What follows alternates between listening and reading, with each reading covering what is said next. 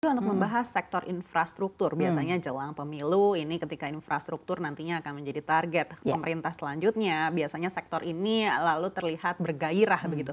Dan kita lihat juga di hari ini juga kita dengar kalau isu merger BUMN ini kembali muncul. Karya-karya ya. Iya betul. Apakah ini akhirnya akan juga mempengaruhi seperti apa sektor-sektor yang prospektif jelang pemilu? Kalau kita lihat sebenarnya dari APBN sendiri kontribusi terhadap infrastruktur tuh mulai meningkat di tahun 2023. Jadi harusnya dengan anggaran pemerintah itu terjadi peningkatan. Yang kedua kita lihat IKN cenderung kan sekarang sedang mencari sumber-sumber dana dari luar. Itu juga salah satu untuk pertumbuhan dari sisi infrastruktur. Hanya memang yang perlu menjadi catatan perbankan adalah memang persoalan karya-karya ini.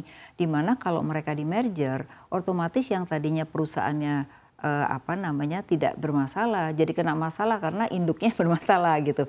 Nah ini yang harus diselesaikan menurut kami di perbankan, karena kalau tidak diselesaikan secara personal gitu ya, di mana personal dalam arti antara bank dengan individunya, karena tidak, kalau nanti jadi holding, berarti kan holding yang bertanggung jawab. Nah gimana nih mekanisme hukumnya? Nah itu yang masih menjadi pertanyaan. Sehingga bank-bank juga masih memikirkan bagaimana bisa memberikan pinjaman lagi kepada karya-karya kalau kondisinya kayak gini. Nah ini harus diberesin dulu Mbak.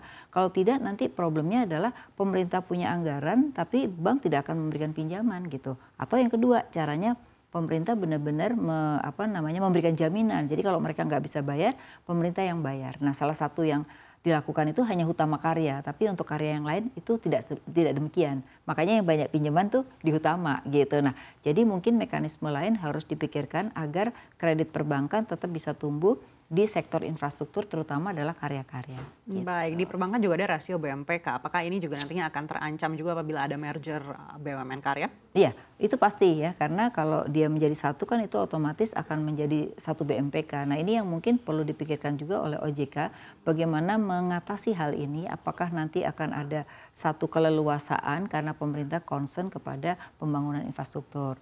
Atau yang kedua ya mungkin modelnya tetap walaupun dalam holding mereka masing-masing tetap diberikan BMPK gitu. Memang itu harus dibahas. Kalau tidak dibahas nanti ditakutkan tidak ada di luar karya yang berani untuk mengambil infrastruktur besar-besaran gitu. Jadi belum ada gantinya masalahnya itu sih. Jadi problema mereka adalah problema pembiayaan tapi proyeknya cukup banyak gitu. Jadi ini bisa jadi hambatan menurut saya dalam program infrastruktur pemerintah kalau tidak diatasi. Baik, soal BMPK ini apakah memerlukan undang-undang khusus atau sebenarnya dalam ranah OJK saja ini sebenarnya bisa diselesaikan? Sebenarnya bisa diselesaikan karena tinggal definisinya diperbaiki, karena biar bagaimanapun memang tidak langsung kepada undang-undang. Ya, undang-undang memang ada tetapi kan itu bisa bukan disiasati, dalam arti didefinisikan ulang tentang BMPK itu sendiri. Jadi bisa saja BMPK itu tetap per perusahaan walaupun mereka dalam satu holding gitu. Baik, yang juga menarik adalah soal IKN. Perbankan sendiri menilai proyek IKN ini ke depannya akan seperti apa apabila ternyata presidennya mungkin tidak terlalu pro dengan IKN. Betul, ini problem juga buat perbankan karena perbankan juga melihat apakah ada satu kelayakan di sana ketika memberikan pinjaman dan repaymentnya, karena repayment itu tidak ada jaminan dari APBN gitu, kecuali memang pemerintah saat ini memberikan jaminan dan itu ada payung hukum. Ketika tidak ada payung hukum maka perbankan tidak akan mungkin melakukan pemberian pinjaman. Jadi yang paling mungkin dilakukan ya mengundang investor, karena kalau investor itu kan mungkin ya mau tetapi mereka juga ingin tahu repaymentnya nanti seperti apa, karena membangun ekonomi di IKN itu tidak semudah yang kita bayangkan. Kalaupun ada 5 juta orang itu kan belum tentu ada bisnis yang dalam waktu pendek gitu. Jadi memang dari sisi demand side belum bisa masuk hitungan gitu. Nah ini memang mungkin Himbara yang paling mungkin ya memberikan pinjaman, tetapi ya itu tadi harus ada payung hukum mereka. Kalau tidak ya bisa jadi di pemerintah berikutnya kalau tidak mendukung IKN bisa tidak dibayar kan gitu. Baik, itu, artinya sejauh ini hingga terpilih presiden berikutnya, mungkin perbankan masih akan menghindari kredit-kredit yang terkait dengan IKN. Jadi gini, kalau untuk infrastruktur tetap jalan, tetapi kalau yang terkait dengan IKN memang masih dicari payung hukumnya gitu. Makanya beberapa waktu ke depan ini ada beberapa perbankan yang akan diajak ke IKN untuk melihat situasi. Tapi tetap aja dari sisi kelayakan kan mereka harus mempertanggungjawabkan kepada OJK. Jadi memang di sini peran OJK menjadi penting karena sebagai regulator yang mengaturkan itu dianggap layak atau tidak. Karena kan ada 3 prinsip yang harus dilakukan.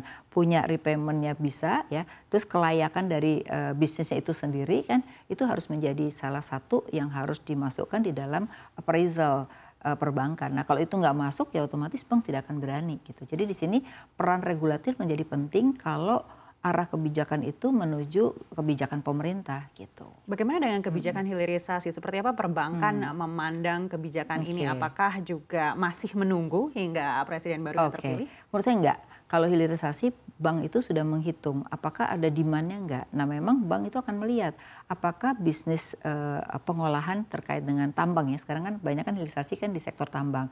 Nah ada demand-nya enggak? Kalau demand-nya belum ada tapi kita memaksa untuk membangun pabrik, itu artinya bank juga masih berpikir ulang gitu. Kecuali mereka sudah punya kontrak ya dengan eksportir atau importir, atau kontrak dengan usaha-usaha di dalam negeri sendiri, karena kita juga bisa terkait dengan hilirisasi yang ada di domestik gitu. Nah kalau ada, perbankan tetap memberikan gitu. Jadi kalau yang berkaitan dengan industri pengolahan sih sekarang tetap mereka berikan gitu.